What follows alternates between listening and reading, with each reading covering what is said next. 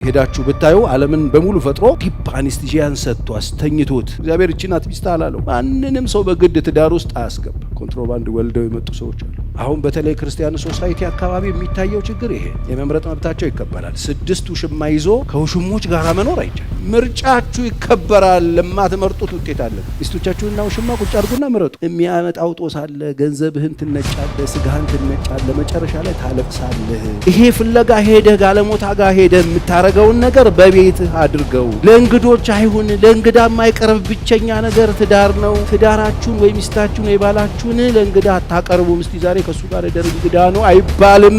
ገብስ ቆሎ ነው ወይ ለእንግዳ ይቀርባል ወይ? የኛን ነገር ፈልገን ስላጣን እንጂ አስቡ አይደለም ጠይቃው አያደርግ። አንዱ ላይ ጥሎ ትዳሩን አንዱ ተሸክሞት አንዱ እንደፈለገ የሚፋንንበት ሰፈር አይደለም ትዳር። እኔ ሴት ቲፎዞ ሆኜ አይደለም አንዳንድ ሰው ብናገር ይመታኛል ብለው ዝም የተባለ እንዴት ከሴት ጋር ቁጭ ብሎ ሲነጋገራል እያልክ አይደለም ወይ? እስቲ ከዛሬ ጀምሮ ባሎች ለሚስቶቻችሁ ጸልዩባቸዋላችሁ አላል። እንዴት እንደገባ አይታወቅም። ሲወጣ የታየው ብራስ ማበጠር የሚፈልግ ሴጣን አለ። ሲስተር ሰውዬ ስራ ፈቶ ቤት ተኝቷል። ሚስቱና ትንከሰከስበት ቦታ የለምና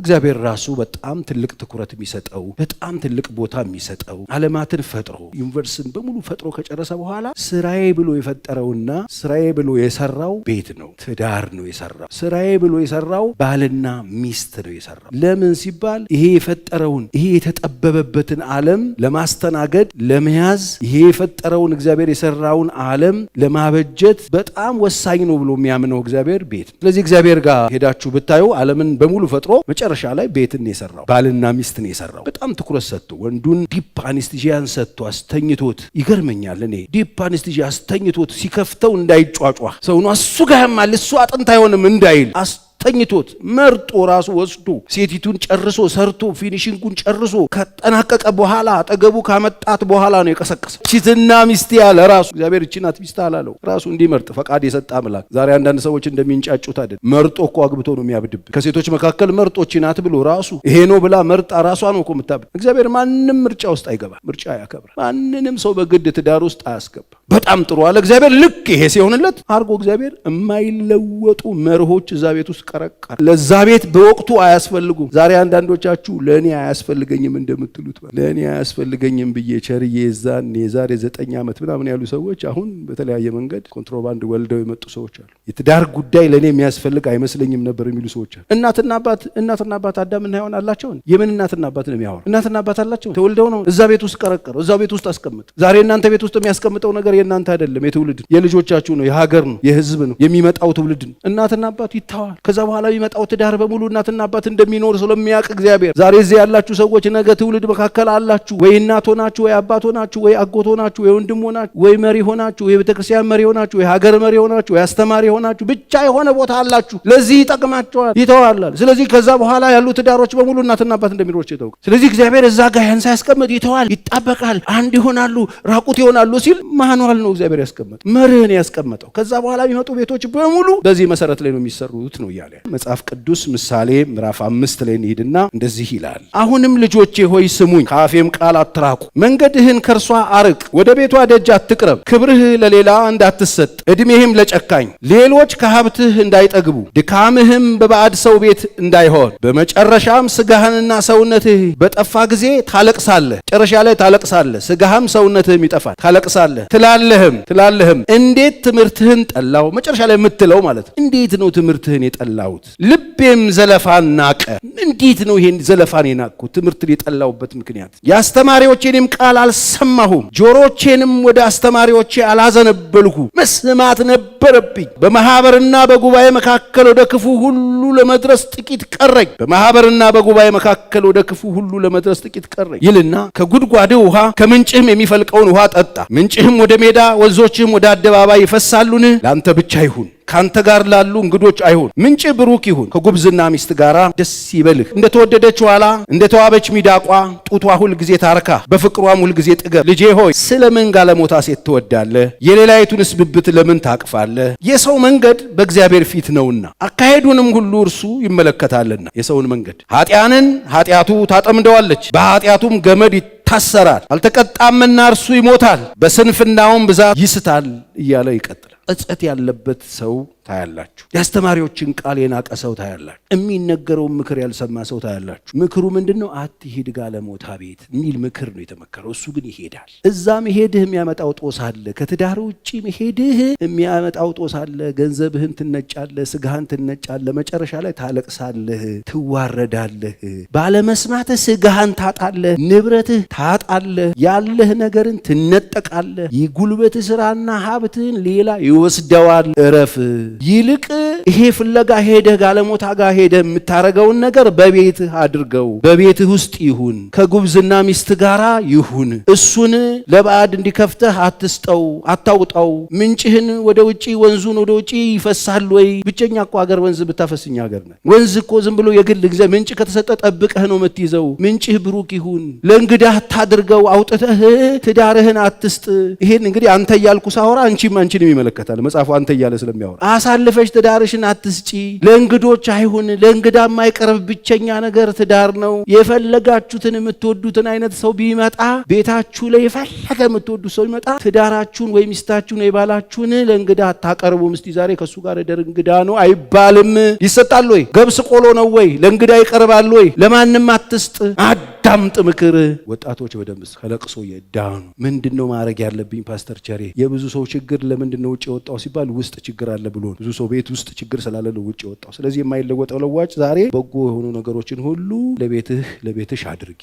ምንድነው በጎ የሆኑት ነገሮች ለቤት ካላችሁ መጀመሪያ ከራስ ወዳድነት ውጡ። ከራስ ወዳድነት መውጣት ለቤት በጎ ማድረግ። ወንዶችም ሴቶችም ከራስ ወዳድነት ውጡ። መጀመሪያ የኛን ነገር ፈልገን ስላጣን ውጪ እንወጣል። ለሚስትህ የሚያስፈልጋትን ነገር አድርግ። ይሄ መጽሐፍ አንደኛ ቆሮንቶስ ምዕራፍ 7 ላይ ባሎች ወይ ለሚስቶቻችሁ የሚገባቸውን ነገር አድርጉ ነው የሚል። የሚያስፈልጋትን ነገር ሳትጠይቅህ አድርግ። አስቡ አይደለም ጠይቃው አያደርግ። ዛሬ በጣም ብዙ ሰዎች ሚስቶቻቸው የሚያስፈልጋቸውን እያወቁ ከልክለው ተጠይቀው ከልክለው በሚያሳዝን ሁኔታ ሳይጠየቁ ያደርጋሉ።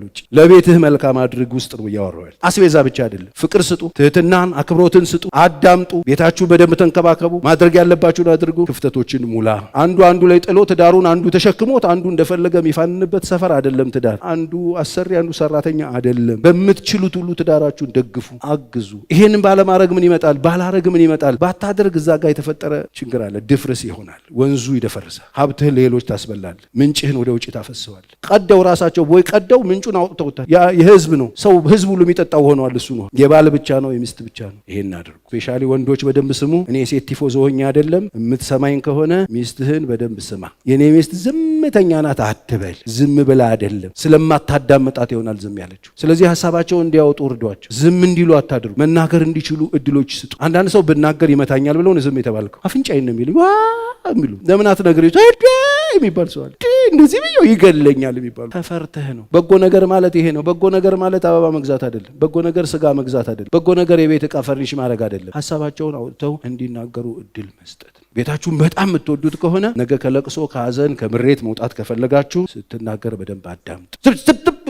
ይሄ አይሆንም። አሁን ብዙ ሰዎች አሉ የማይነጋገሩ። ምን እንደሚያስብ አይታወቅም። እንዲናገር ፍቃድ አትሰጥም። ከተናገር ዝም በል። ከተናገር አብዮት ስለሚነሳ ሰው ሀሳቡን እንዲገልጥ አድርጉ። እጅህን ጨብጣ ሲበሽ ተናገር ይትላለ እንዴ? እንደዚህ ያለ እንዴ? አንዳንድ ሰዎች የተናገራችሁት ንግግር፣ የድምጻችሁ ቶን፣ የፊታችሁ መቋጠር፣ እንደገና ቁጭ ብላችሁ የሆነ ነገር ቢፈጠር የምትወስዱት እርምጃ ተፈርቶ ነው ዝም የተባላችሁት። ስለዚህ በነጻነት መኖር ከፈለጋችሁ ሰዎችን ነጻነት ጠብቁ። የሰዎችን ልብ ጠብቁ። የሰዎችን ሀሳብ አክብሩ። አትማቱም ወይ? አትደነፉም ወይ? ቃት ሰብሩም ወይ? የምን እኩልነት ነው እያላችሁ አይደለም ወይ? እንዴት ከሴት ጋር ቁጭ ብሎ ሲነጋገራል እያልክ አይደለም ወይ? መጽሐፍ ቅዱስ ይሄን ነው ወይ ያስተማረህ? በኃይል ጨፍልቃችሁ የያዛችሁ ሰዎች አላችሁ። እግዚአብሔር እንደዚህ ይላችኋል፣ ሕዝቤን ልቀቁ ይላል። ኢየሱስ የሞተላትን ልጄን ልቀቂና ልቀቅ። ከዕቃ ጋራ አግበስብሳችሁ የገዛችሁት የመሰላችሁ የፈለጋችሁትን እያደረጋችሁ በሰው ልጅ ላይ መከራ እያደረሳችሁ የምትኖሩ ሰዎች እግዚአብሔር ልቀቁ ይላል፣ እረፉ ይላችሁ። ሁለተኛው የሚያስፈልገውን መንፈሳዊ እገዛ አድርጉ፣ ለሚስቶቻችሁም ለባሎቻችሁ።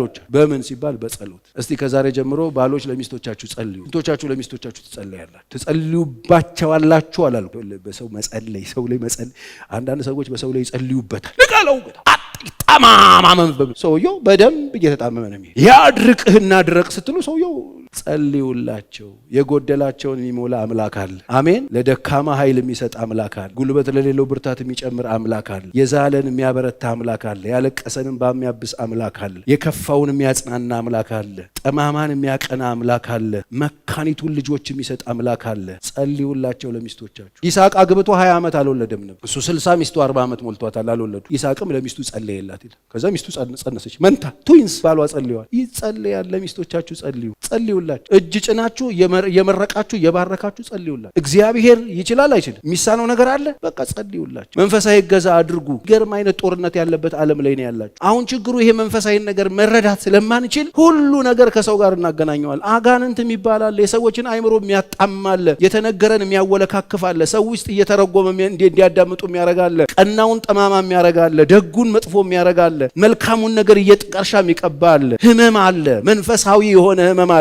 ያንን መንፈሳዊ ህመም ደግሞ በስጋ አይደለም እናሸንፈው፣ በጸሎት። ለሚስቶቻችሁ ጸልዩ፣ ለባሎቻችሁ ጸልዩ። ስንቶቻችሁ ናቸው ለባሎቻችሁ ብትጸልዩ የምትጸልዩት? ወደ ልቡ እንዲመለስ፣ ወደ አይምሮ እንዲመለስ፣ በስራ መከናወን እንዲያገኝ፣ ጤናው ሙሉ እንዲሆን፣ እግዚአብሔር እንዲያግዘው፣ ቀና ነገር እንዲያስብ፣ ከመጥፎ ባልንጀሮች እግዚአብሔር እንዲለየው ስንቶች ትጸልያላችሁ? አለበለዛስ አጋንንት እንዴት እንደገባ አይታወቅም። ሲወጣን የታየው ብራዘር፣ ጤነኛው ሰውዬ፣ ሰላማዊ ሰውዬ እብድብድ ሲጫወት፣ ጤነኛው ሰውዬ ቤቱንም ይወድ ትዳሩንም ይወድ ሰውዬ ውሽማ ወዶ ሲያብድ፣ ይህን ጤንነት እንዴት አረጋችሁት? ትናንትና እግዚአብሔርን የሚፈራ ሰው፣ ትናንትና ቤተክርስቲያንን የሚወድ ሰው፣ ትናንትና ሀምብል የሆነ ሰው ተሳዳቢ ባለጌ ሲሆን እንዴት ነው ይሄን ነገር ዝም ብላችሁ ያያችሁት? እንዴት ነው ትናንትና ታማኝ ከሃዲ ሲሆን እንዴት ዝም አላችሁ እንዴ? ይሁዳ እኮ አጋንንት እኮ ገባበት ነው የሚለው። ሐሳብ አገባበት ይላል። ሐሳብ ያ ታማኝ ሰው በኢየሱስ ሚኒስትሪ ውስጥ ገንዘብ ይይዝ የነበረው ሰው ታማኙ እኮ ይሁዳ፣ ጨዋው ይሁዳ ከሰዎች መካከል መርጦ ነው ኢየሱስ ገንዘብ ያዥ ያደረገ። ገባበት፣ ክፍተት ይፈጥር ነበር። ሰውየው ራሱን አሳልፎ ይወጣ ነበረ። አለቀ። የሆነ ነገር ገባበት። ወገኖቼ ጸልዩ። ለዚህ ነው ኢየሱስ ትጉና ጸልዩ። ለአንዲት ሰዓት መትጋት አቃታችሁ አለ መጥቶ። ሴጣን እኮ ሊያበጥራችሁ እኮ መጥቶ ለምኖኝ ነበረ። ማበጠር የሚፈልግ ሴጣን አለ። ሲስተር ይኸውልሽ፣ ባልሽን የሚያበጥር ሚስትም የሚያበጥር አጋንንት አለ። እንደ ክርስቲያን ነው መክራችሁ። ለባሎቻችሁ ጸልዩ፣ ለሚስቶቻችሁ ጸልዩ። ኃይለኛ የባህሪ ለውጥ ያያችሁባቸው እኔ ጋር ይመጣሉ። እንደዚህ አልነበረም እኮ ጨዋ ነበር እኮ አሁን ከአፉ የሚወጣው ብታይ ይላሉ እኮ። ሲዝረከረክ አግኝቶት ነው። እኔ ሴጣንን መንገድ አግኝታችሁ ታውቃላችሁ? ካገኛችሁት እንዴት ደህና ነው ወይ ብሎ አልበሉልኝ። መንፈስ ነው። ሰዎች ውስጥ እንዴት እንደሚገባ አታውቁ። ካልጸለየን እንዴት ይሆናል? ጸለየን ነው ራሳችን። መጽሐፍ ራሳችሁን ጠብቁ። ባለጋራችሁ ዲያብሎስ የሚውጠውን ፈልጎ እንደሚያገሳ አንበሳ ይዞራል አይልም? ምን ፍለጋ ነው የሚዞረው? ፎቶ ሊነሳ ነው ከእናንተ ጋር? የሚዞረው እኮ ሐሳቡን ሊከት ነው እኮ። የሚዞረው እኮ ከእግዚአብሔር ሐሳብ ውጪ ለማድረግ እኮ ነው። ዞርኩኝ አንተ አጥሮ ነህዋል ኢዮብን እኮ አለ። ዟሪ ነው፣ ይዞር ነበረ፣ ዛሬም አለ ይዞራል ነው የተባልነው። አዲስ ኪዳንም እንደሱ ነው ያለ። ስለዚህ እናንተ ንቁ አለ። ንቁ፣ በጸሎት ንቁ። በልክ ነገራችን ሁሉ በልክ አድርጉት አለ። ልክ ያበጁ። ስራም ቢሆን ልክ ይኑረው፣ ቢዝነስም ቢሆን ልክ ይኑረው፣ እንደው እንቅስቃሴም ልክ ይኑረው፣ አቀራረብህም ልክ ይኑረው፣ ሐሳብህም ልክ ይኑረው። በመጠን ኑሩ፣ ንቁ፣ ጸልዩ፣ መንፈሳዊ ገዛ አድርጉ ለቤታችሁ። ሁለተኛ ለሚስት ጸልይ፣ ለባልሽ ጸልይ፣ ለልጆች ጸልይ። አንዳንዶች አላወቁም። ማን እንደዚህ እንደሚያደርጋቸው አላወቁም። ፍቅር መስሏቸዋል፣ ሙድ መስሏቸዋል። አጋንንት። ትናንትና ታከብረው የነበረውን ዛሬ ያዋረደብህ አጋንንት ነው። ትወደው የነበረውን ዛሬ እንድጠላው ካደረገ አጋንንት ነው። የእግዚአብሔርን ነገር በተለይ ከጠላችሁት፣ ንጹሕን ነገር ከጠላችሁ፣ ትዳርን ከጠላችሁ፣ ትዳር በፊታችሁ ክብር ካጣባችሁ መንፈስ ነው። ነግሬያቸዋለሁ። ከዚህ በፊት አንድ ሰውዬ ስራ ፈቶ ቤት ተኝቷል። ሚስቱ ማትልከሰከስበት ቦታ የለም እና ትሄድና እዛ ሄደችበት ቦታ አምጡ፣ እጃችሁን ከፍ አድርጉ፣ የመኪና ቁልፍ ነው ይወረወረው፣ ቅለቡ ተባለ ይላል ሰውዬው። ቀለብን አሉ ሰው እንዳትለቁት፣ ከዛ ይዛችሁ ቀጥታ ሄዳችሁ ለምትወዱት ሰው ስጡ ተባለ ማለት ነው። ሰውዬው ይዞ ሄደ። ሴትዮዋ ይዛ ሄደች። ሰውዬው ተኝቷል። ስማ አንተ ተነሳለችው። ተነሳ ከያዘ የሆነት መስሎት እጁ ዘረጋ አረገችና ባዶ ያዘው። ጨመቅ ምንድን መኪና ቁልፍ ነው። አልፈልግም ማለት ሰው እኔ አልፈልግም። እንደዚህ አይነት ልምምድ እከፍ ያዝ። ይሄን ፌዝ ልታደርግልኝ ነው? ይሄ ማይረባ ትርኪ ቢኪ ልምምድን አስወግዱ። እግዚአብሔር ማስተዋል ይስጣል። ሶስተኛ ባልም ሆነ ሚስት የመምረጥ መብታቸውን እንዲጠቀሙ እድል ስጡ። እኛ ባልም ሚስትም አንሆንም። የመምረጥ መብት አላቸው። እንኳን እኛን እግዚአብሔርን መምረጥ መብታቸው። አልፈልግም ካሉት አያስገድዳቸውም፣ ያስመርጣል። አሁን በግድ የምትጋተቱ ሰዎች ቆም በሉና አስቡበት። ያገባችሁት ሰው የመምረጥ መብት አለ። አሁን በተለይ ክርስቲያን ሶሳይቲ አካባቢ የሚታየው ችግር ይሄ እውነት ነው። መፋታ ክልክል ነው፣ ኃጢአት ነው። ሰዎች ግን ምርጫቸው ይከበርላቸው፣ የመምረጥ መብታቸው ይከበራል። የመምረጥ መብታቸው ይከበራል። 6 ውሽማ ይዞ እኖራለሁ ማለት አይቻልም። ቸሬ እኮ በጣም አሪፍ ነው እንትን ያደርጋል የሚሉ ሰዎች ስላገኘው ማለት ትመርጣለህ እንጂ 6 አትይዝ፣ አንድ ነው የምትመርጠው። ከውሽሞች ጋር መኖር አይቻል። ምርጫችሁ ይከበራል። እዚህም እዛም መርገጥ አይቻል። ትክክለኛ የሆነ ምርጫ ትመርጡና ሚስታችሁን ባላችሁን ትመርጡና በስርዓት ትኖሩ እንደው ትኖራላችሁ። አይ አንፈልግም እያመነዘርኩም ሚስቴንም ይዤ እያመነዘርኩም እንትን ይዤ የሚባል ነገር የለም። ቁጭ ትሉና ምርጫችሁን እናከብርላችኋል። ይሄን ነው ኢየሱስ በዝሙት ጠንቅ በዛ ምክንያት ይቻላል። ለምን ሲባል ምርጫው ስለሚከበር። አይ ምንዝርናዬን ግልሙትናዬን እመርጣለሁ ካለ ግልሙትናህን ትመርጣለህ። ከግልሙትና ጋር እንድትኖር እድል እንሰጥሃለን፣ አይከለከልም። መጨረሻው ግን ለቅሶ ነው። ስጋህን ትጨርሳለህ፣ ንብረትን ትጨርሳለህ፣ አልቅሰህ ትወጣለህ ከዚህ ምድር። ምርጫቸውን አክብሩላቸው። በግድ አትጋተቱ። አንፈልግም ያሉ ሰዎችን ቁጭ አድርገን ፍላጎታቸውን እናደርጋለን። የሰው መንገዱ በማፊት ነው ተባባል፣ በእግዚአብሔር ፊት ፍላጎታችሁ ይከበራል። ስለዚህ አጠገባችን ያሉ ሰዎችን ፍላጎት እናከብራለን፣ ምርጫቸው ይከበራል። ውስልትናን እንመርጣለን ካሉ ውስልትናቸው መርጥ ይችላል። ምርጫችሁ ይከበራል። ለማትመርጡት ውጤት አለ። እምንችል መሰለል በየክፍለ ከተማው ሱቅ ክፈት እንጂ ሚስት ክልክል። በተቀደሰው ክርስቲያናዊ ጋብቻ ውስጥ እኖራለሁ የምትሉ ከሆነ ስርዓት ይዛችሁ መኖር ይጠበቅባችኋል። ሶስት ነገር አድርግ። በትክክል በጎ የሆነውን ነገር አድርግ። ለቤት ፍቅር ስጥ። አፕሪሼት አርጊ፣ እርጂ፣ ደግፊ፣ ደግፋት፣ ተረዳዱ፣ ተዋደዱ፣ ተጋገዙ፣ ተከባበሩ፣ ተፈቃቀሩ፣ አንዳችሁ ለአንዳችሁ ክብር ስጡ፣ አንዳችሁን ሪስፔክት አርጉ፣ አትናናቁ፣ ሀሳባችሁን በነጻነት መግለጥ ቻሉ፣ አንዱ ለአንዱ ያለ ፍርሃት ያለ ስጋት ራሱ ሰጥቶ እንዲኖር አድርጉ፣ አየሩን አስተካክሉ፣ አስቡና አድርጉ፣ ታስቦ ተጠይቃችሁም ይሄ ኢግኖር የምትገጩትን ነገር አቁሙ፣ ስርዓት አልባ አትሁኑ። በሁለተኛ ደረጃ መንፈሳዊ እገዛ አድርጉ፣ ጸልዩ፣ ለባሎቻችሁ ጸልዩ፣ ለሚስቶቻችሁ መንፈሳዊ ነገር አንዳችሁን ሰፖርት አድርጉ። ቤተክርስቲያን ምረጡ፣ ህብረት ምረጡ። በጸጋ እግዚአብሔርን እያከበራችሁ በንጽህና አንዳችሁን ጠብቁና ኑሩ። ከዛ ደግሞ የመምረጥ መብት ስላለ በትክክል ምረጥ። የምትወስነውን ነገር ምረጥ። አይቻልም። ሁለት እግር አለኝ ተብሎ ሁለት ዛፍ ላይ አይወጣ። ቁጭ በልና ምረጭ። ሚስቶቻችሁንና ውሽማ ቁጭ አድርጉና ምረጡ። ሁሉንም አንድ ላይ እያግበሰበሱ መሄድ አይቻልም። ጉልበትህን ትጠባለህ፣ ጉልበትህ ይወሰዳል፣ ስጋህ ያልቃል፣ በመጨረሻ ታለቅሳለህ። ሰለሞንን ጠይቀው፣ ተደብሮ ነው የሞተው። 1000 ሴት ሰብስቦ ደብሮት ነው የሞተው። ከንቱ ነው ብሎ ነው የሞተው። ከሰለሞን በላይ የሴት ባለቤት የለም። ወንድሜ ይቅርብህ። እሱ የሁሉ ሰብስበው እርግቤና መደምደሚያ ግን አንድ ናታል። ሌሎቹ አሰልፎ ሲኖር ነው የነበረው። መጨረሻ ደብሮት ነው የወጣው። ደብሯችሁ እንዳትወጡ ራሳችሁን ጠብቁ። እግዚአብሔር የሰማነውን ይባርክልን። ዘመናችሁን እግዚአብሔር ይባርክላችሁ።